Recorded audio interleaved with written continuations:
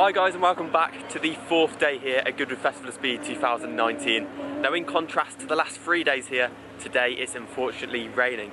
That doesn't mean there isn't some very cool cars in the performance parking. So have a little look at this. One of many pistas we've now seen during our time here at Goodwood Festival of Speed. There is actually another one further along the line over there, included in the mass amount of cars here in the performance parking despite the rain.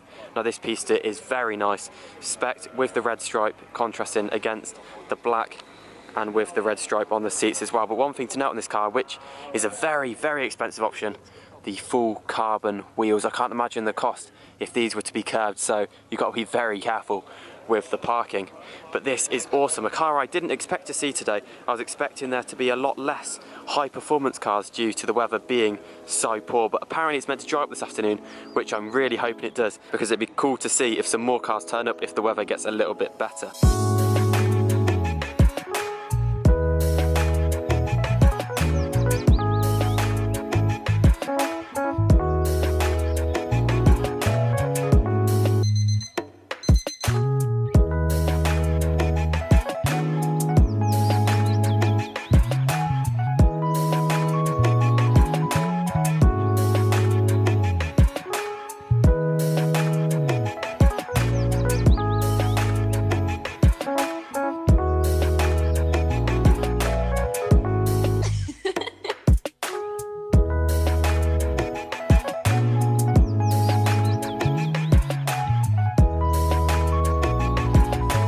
It's very nice to see Lamborghini back again with this stand at Goodwood Festival of Speed this year, as last year they didn't have any cars on display here, and the cars that they have on this stand have some very good and very unique specs. This Lamborghini Urus in green, it looks sort of like British racing green, which I'd imagine it is, as this is a Goodwood edition car.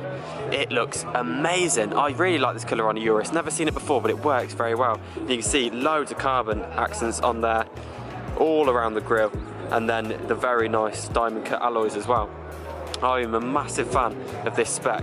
Lamborghini providing some amazing specs this year, with this being sat alongside it, the new Huracan Evo Spider in white with some great blue accents on both the brakes and then down the side as well. And then check out this front end. One part of the car I'm a massive fan of is right inside on the front bumper, has some very nice blue accents. It's cool to see Lamborghini back with some very strong cars. We always seem to circulate back to the Supercar paddock, which we're now back at now, because the cars here this year are just unbelievable. As I mentioned before, I never expected them to be able to beat last year's lineup, which was insane.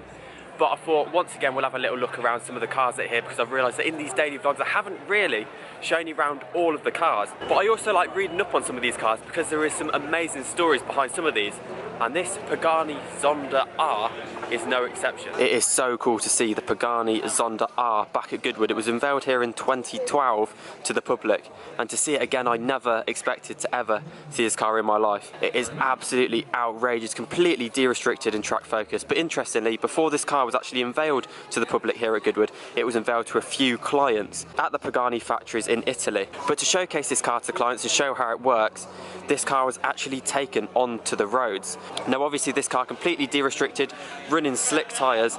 This is not a road legal car by any means. No tax, no registration, and somehow Pagani decided to take it onto the road. So apparently it lasted on the roads about a few minutes before it was actually pulled over by the police for making way too much noise, and Pagani were actually fined only €28. That was it for bringing this thing onto the road, simply because it made too much noise. They completely brushed over the fact that it wasn't registered, no tax, no insurance or anything like that. It only got a €28 fine. I just find that absolutely brilliant for taking something like this onto the roads.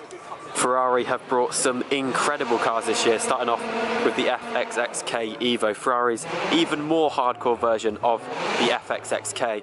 This one coming with the additional Evo body kits that features some extras, such as that gigantic wing on the back and an extended splitter on the front. And then check this out, the P80/C, a car I never expected to see. This is a one-off special project by Ferrari based on the 488 GT3. It is the complete 488 GT3 underneath with this incredible body kit on the front. I think it looks absolutely amazing. I don't really know how to describe it. It kind of looks like it should be on the road. It looks more like a road car than sort of a track car.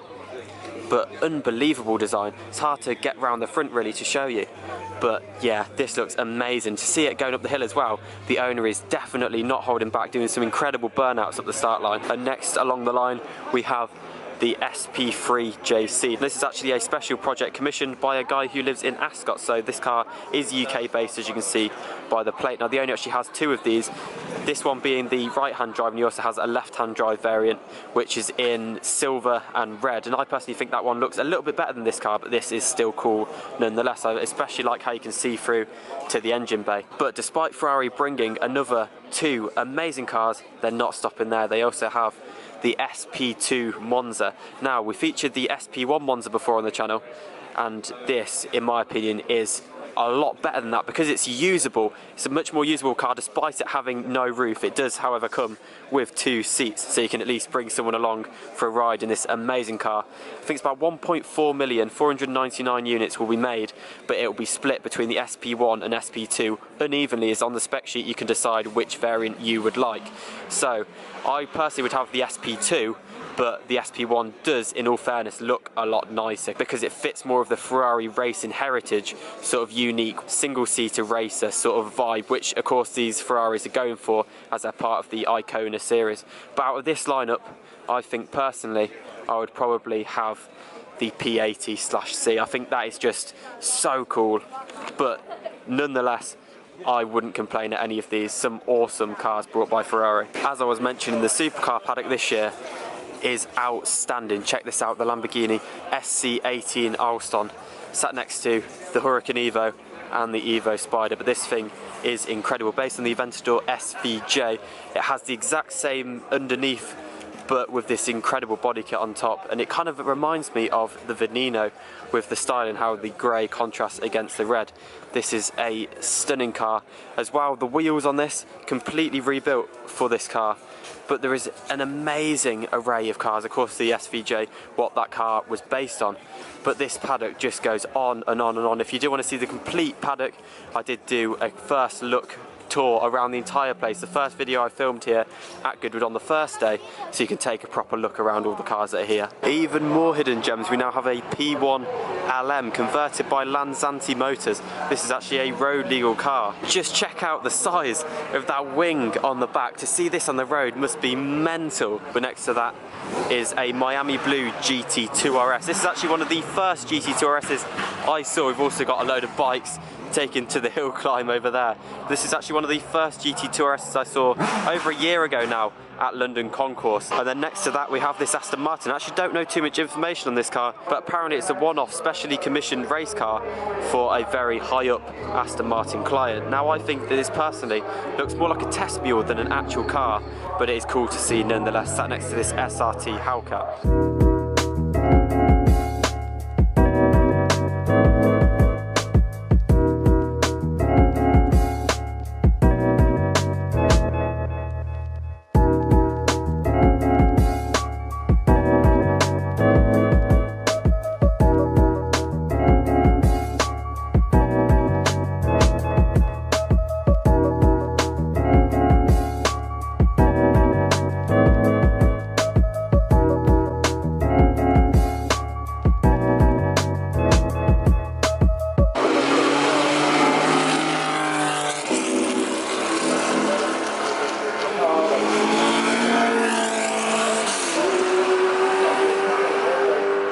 I don't know how I haven't featured this on the channel yet, but here we have the brand new Koenigsegg Jesko, the latest creation from the Swedish manufacturer Koenigsegg, and I think this is incredible.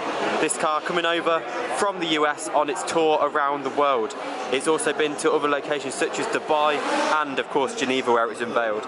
So it is cool to see it here now at Goodwood Festival of Speed in the very busy Michelin stand. So that's why I've come up to this balcony to take a better look around the car. You can see in the engine there, apparently this car is capable of 300 miles an hour thanks to the insane amount of downforce and power this car has. As you can see there, the insane top mounted rear wing giving so much downforce to this car.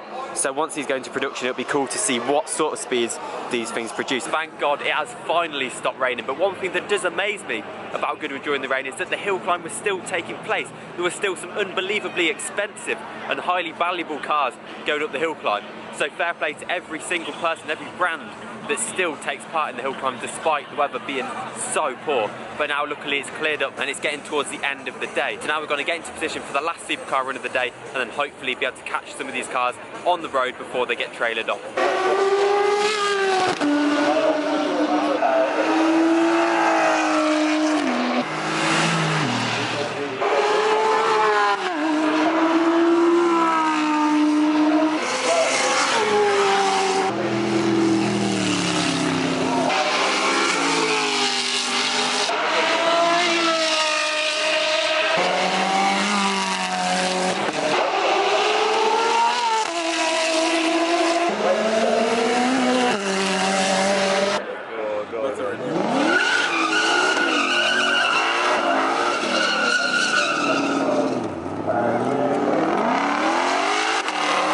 The last supercar run has just gone up the hill and now this starts my favourite time of Goodwood Festival of Speed, where there are no one around these cars.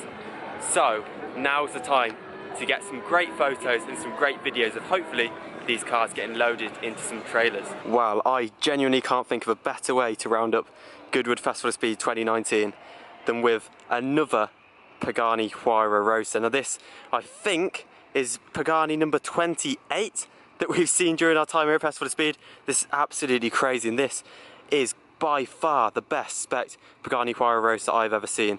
So if you check out the deep red carbon on the centre and then finished off with the red. Now this is so nice. Tartan on the interior as well.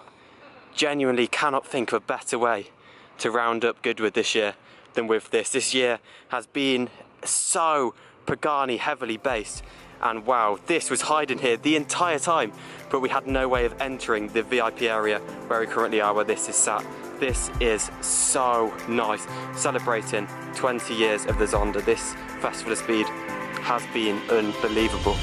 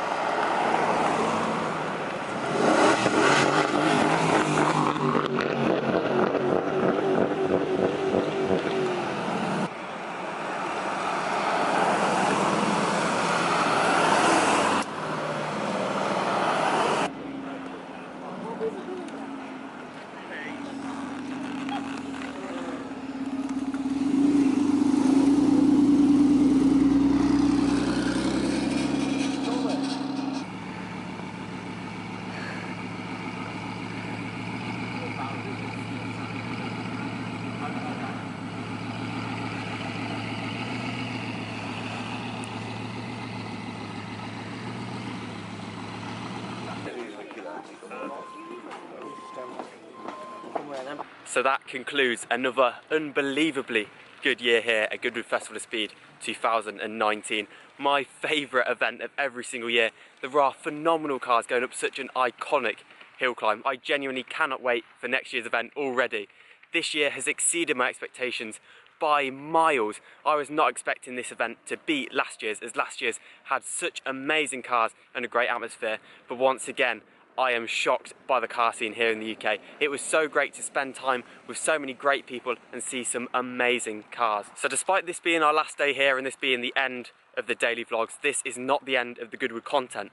I have actually filmed loads of videos throughout the duration of the 4 days here, so make sure you're definitely subscribed and looking out on the channel for loads more Goodwood content. There was simply so much here, so much going on, that these videos would be genuinely hours long if I fitted everything in to just the one video per day. But anyway, I really hope that you guys have gone on to enjoy the full 4 days here at Goodwood Festival of Speed. I have loved every minute. As I keep banging on about my favourite event of every year, I absolutely love being here, and I am actually very sad that this event is coming to a close. But anyway, I really hope that you have gone on to enjoy it all. If you have, please make sure that you do, of course, smash it a like, subscribe if you're new, and I'll see you in the next one. Cheers.